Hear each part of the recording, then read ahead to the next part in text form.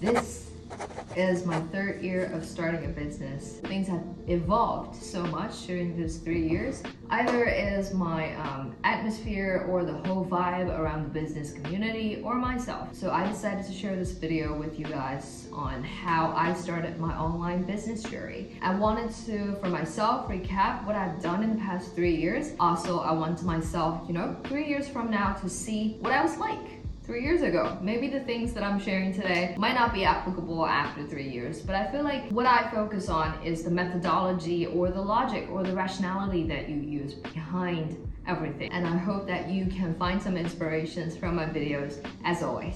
Hi everyone, this is Roxy. Welcome to my channel. Today I want to dive into my journey as an entrepreneur, aka how I started my online jewelry business. If you have seen my other videos, you probably have found out the fact that I love fashion. And it was this personal passion that have led me into this women entrepreneurship journey.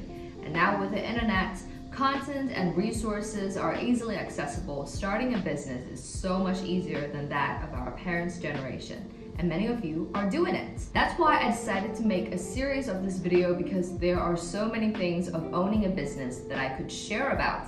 I hope my experience can help you get there faster. In today's video, I would like to share how I started from the very beginning, how to satisfy the different needs of multiple targeted consumers, and how to decide whether to make fine jewelry or fashion pieces. I first started my online jewelry shop selling only to domestic market in China. When I came back to China from the US, I was astonished by how convenient online shopping could be and how inexpensive the products were and how fast I could receive them, comparing to my previous experience in the US. So I started with the idea that I could use the facilities and the resources in China to quickly familiarize myself with the business. So basically to get me inside. And in the future, I could easily jump on the wagon of cross-border e-commerce. What I am sharing today is applicable to all kinds of small e-commerce business, wherever you are. You can use the same methodology or the same logic for starting a business or just working on a school project or,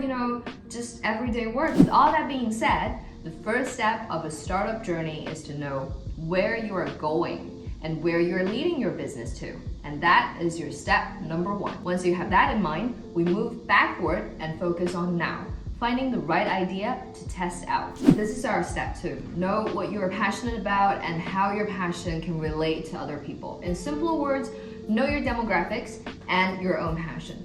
For me, it was pretty clear that I didn't want to make fine jewelry. I'm not qualified nor equipped for it. So I am going for the fashion pieces. And now I'm always hunting for inspirations and staying alert for what's on the trend. But no matter how many reports I read, I still can't be sure if my target consumers want or like the same pieces as me. Therefore, I knew that I need to start selling something before I gain real data about my customers. For step number three, a lot of videos would say here is when you should start building a brand story. And a brand story is important, but I don't think you need a brand story to start selling online.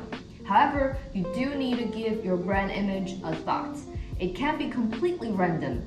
In addition, you need to keep changing your products because each product is targeted at a certain group of audience, and you need to accumulate a group of consumers that you can retain. Decide if you want your brand image to appear younger, trendier, etc., what you want your buyers to feel when they see your shop, when they receive your packages, and when they try on your products.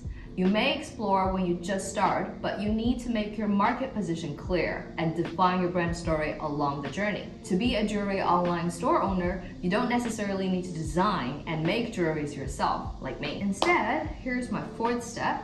You can use dropshipping platforms to test out the products you picked and gain more data to prove your ideas and gain real customers along the way before you involve yourself more into this process. When I started in China, I used 1688, and now I'm trying out Alibaba.com or AliExpress and also Shopify to test out what could be the best version to do a cross-border e-commerce. If dropshipping is not familiar to you, or if you don't know how to source from dropshipping website, don't worry. Feel free to leave a comment below. I'll make a video on these topics. To recap the 4 steps that I shared today, number 1, know where you want to lead your business to. Number 2, know your passion and your demographics. Number 3, give your brand image a good thought and have a couple of options to test out. And number 4, leverage platforms that could offer dropshipping to quickly test out your ideas. I chose to start a jewelry business because I realized fashion pieces are easier to start with. And personally, I like to jump with the trend. After trying out dropshipping for a certain time, I have gained enough customer info, such as their preferences, what could be a hot sale, what might not be as popular as I thought them would be. And now I'm more certain about what I want my brand image to be like and what I want my boutique shop to grow into. Basically, I know my direction. So I decided to move on to the next stage, which is starting my own brand. And I'm going to leave that for the next video. Don't forget to give this video a thumbs up and subscribe and leave a comment if you have any questions. And I'll see you in my next video. Bye!